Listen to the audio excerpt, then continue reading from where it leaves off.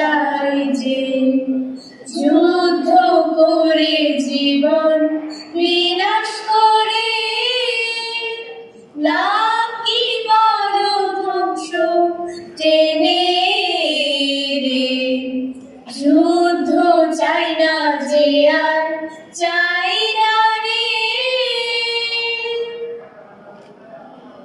আজ থেকে প্রায় ৭৯ বছর আগে ১৯৪৫ খ্রিস্টাব্দে মানব সভ্যতার এক নতুন অধ্যায় আরম্ভ হয়েছিল।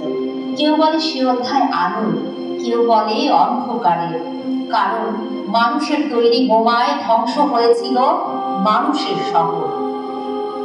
৬ আগস্ট ধ্বংস হয়েছিল হিরোশিমা, ৯ আগস্ট নাগাসাকি। সব হারানো ১১ বছরের নিশ্চিত গল্পটা শুনি। স্কুলে টিচার আসেনি তাই আমরা খেলা করে চললাম। হঠাৎ এক আলোর ঝলকানিতে চোখ ধাঁধিয়ে উঠল।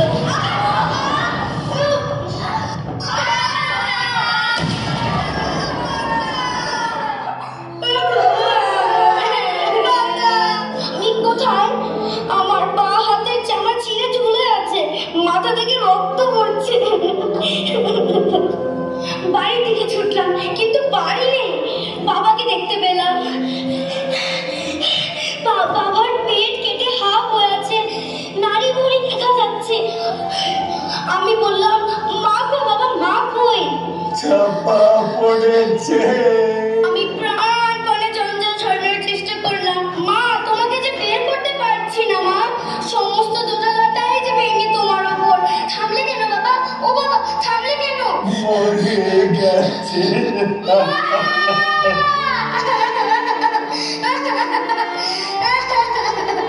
মা, যুদ্ধ প্রত্যেক মানুষের শত্রু।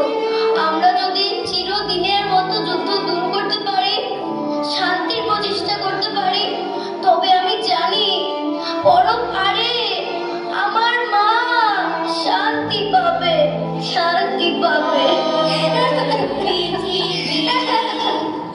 নয় যুদ্ধ চায় শান্তি, ভালোবেসে মোরা হব বিশ্বের জাতি।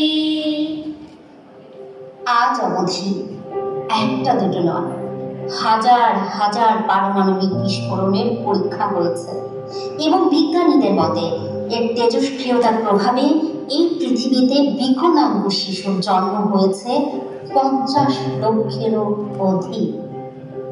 ধ্বংসের পরে কিছু বদলে যাওয়ার ইতিহাস রচিত হয়, যেমন পৃথিবীতে একমাত্র আমরাই ভাষার জন্য প্রাণ দিয়েছি। ১৯৭১-এ এক নদী রক্তের বিনিময়ে ছিনিয়ে এনেছি স্বাধীনতা।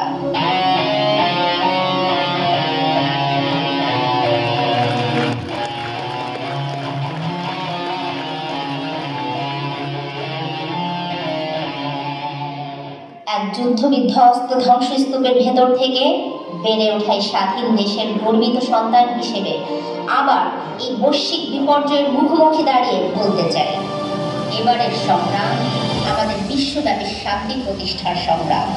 এবারের সংগ্রাম সুস্থভাবে বেড়ে ওঠার সংগ্রাম। তাই আর যুদ্ধ নয়, শান্তি চাই।